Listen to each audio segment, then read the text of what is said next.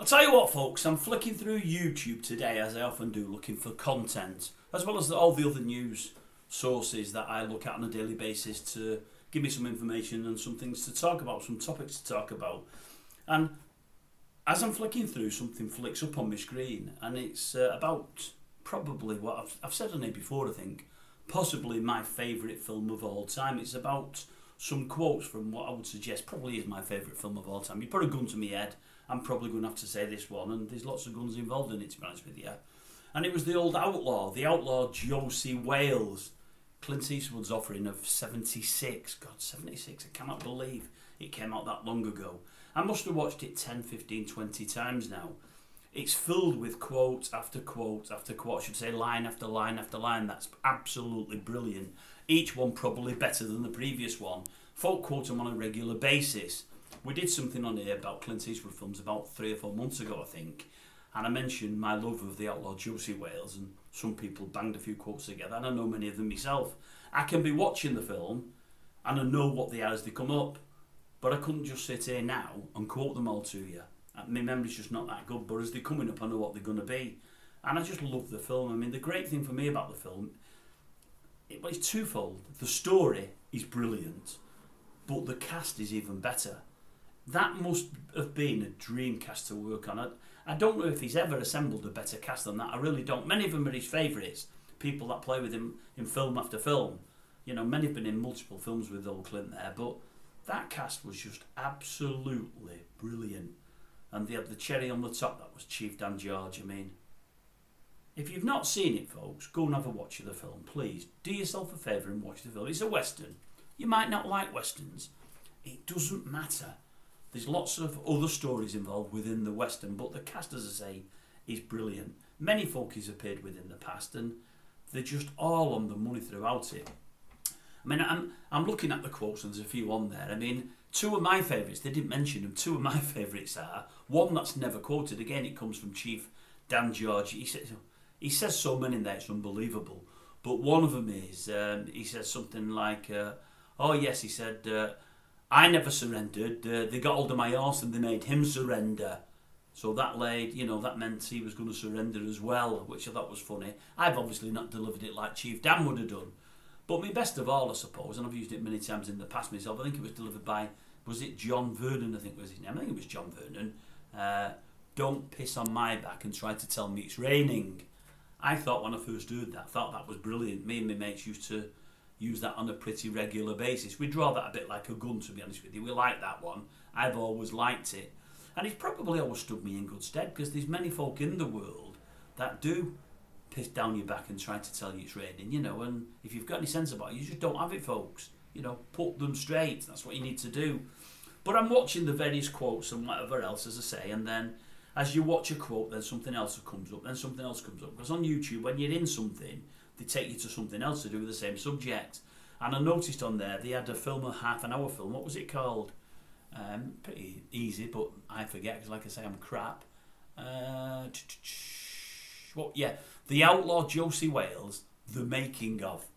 It's called The Outlaw Josie Wales, The Making Of. It's a half-an-hour thing, which I watched from start to finish and loved it. I was wondering what year it came out, because they're talking to Clint in parts, and I'm thinking to myself, you're looking good there, Clint. He was looking young. I know it wasn't that recently. And he said, to be honest with you, he said, of all the films I've made, he said, I probably feel The Outlaw Josie Wales, in many respects, is a favourite, because it seems to, how did he say? It seems to resonate with so many people. When I'm out and about and I meet people, I come across people, they regularly quote lines from the film. They regularly ask about cast members, and they regularly tell me how much they loved it and how much it meant to them. He said, and to be honest with you, he said, I do believe if it come out now, the same time as, what's the big Western he had that made all the plaudits? How can I not remember? And it's Clint Eastwood. Unforgiven, of course, Unforgiven. He said, if it come out the same time as Unforgiven, he said, I think it'd be every bit as big as Unforgiven, because the programme must have been done not long after Unforgiven came out, when Westerns were sort of back in the public eye a little bit more, because in the early, mid-70s, the Western had died a little bit. I think as probably John Wayne died and walked away from Westerns, I think Westerns went down the tube a little bit until Clint then further down the line picked up the cudgel again and obviously ran with it very successfully. But The Unforgiven, yeah, great film, and I loved it. I mean, I've only watched it about 4 times, and the first time I enjoyed it, I enjoy everything Clint does, absolutely everything. The second time I enjoyed it more, and by time 3 I realised it was as good as everybody says it was. I couldn't love it like I probably wanted to because of The Outlaw Josie Wales. I tend to compare films to that, and I find that most, one way or another, fall down. But I mean, I'm watching the programme today, as I said, he's saying how great it is and what memories it brings back to him as people talk to him about things. And as I said, I'm thinking, you're looking pretty good, Clint, but when was this made? It turns out it was made in 1998, 26 years ago. But the film was, 76, so it had been 22 years after the film was made. And even then people were saying that, they were so fond of it. And I feel the same now. I mean, I'd have been in my teens when I watched it, I really would. But I've never forgotten it, and I watch it now still, and it holds up extremely well. The cinematography there is absolutely brilliant. It's spellbinding, it really is. But as I say, the cast to a man are fantastic. They really are. The story's great. Chief Dan George is just something really, really, really special. Virtually seals every scene he's in. But that was the time when Clint looked at his best. He was really, he's a tall, lean fella. He's strong. He's muscular without being muscly. He looked the part at that time. He looked the business. He really, really did. He looked like the Hollywood movie star that he is and that he became. I just think it was a real standout part. I think he was brilliant in it. The whole thing was great. And then I also looked at today, because it threw me to it. I think the title was maybe the greatest scene of all time, or one of the great scenes, I think he said. For me, it's the greatest scene of all time, and it comes in the same film. When he meets up with 10 Bears at the end, it had me in tears, folks. It always does. I don't know why, because I know it's not real. I am a bit of a weirdo, though, folks. Don't worry about that. If you get the chance to watch the film, or even if you don't, just go and watch the end bit of 10 Bears. Although if you've seen the film, it'll carry more gravitas. You'll understand it more. But it's a great film. Honestly, if you're looking for a film to watch this weekend, folks, whoever you might be, male or female, 20s, 30s, 40s, 50s, 60s and 70s, it's best for you lot because you're my age group. You'll love it. Honestly, it's just a belting film. I would say probably the only actor stroke actress that isn't that brilliant at the craft would probably be Sondra Locke. But she was in it. She did 4 or 5 films with him, and she was a squeeze of his at one time for about a 6 or 8 year period, maybe a little bit longer now really. They had an affair for a good few years there. I think it wasn't amicable at the end. I think Clint hasn't got the greatest track record with women. I think he's a bit of a lover and a leaver, but I'm not holding that against him because I just like the fella. But she wasn't the greatest actress in the world, but she played a decent part in it, no problem at all. Granny in it, however, she was absolutely brilliant. Chief Dan George, as I say, was. All the people he's done past films were in it, Vernon, McKinney and all of those. It's just a great film. If you get a chance, honestly, just go and watch it. And if you can tell me a better Western than it, then tell me, I'd love to know. Because there's loads I've liked over my years. Don't worry, Unforgiven, I love it. True Grit, love it. Sons of Katie Elder, all the John Wayne films, love them all. Love many others. Hombre is one of the greatest films I've ever seen in my life. One of the most underrated films, never mind westerns, of all time. Hombre is absolutely sensational.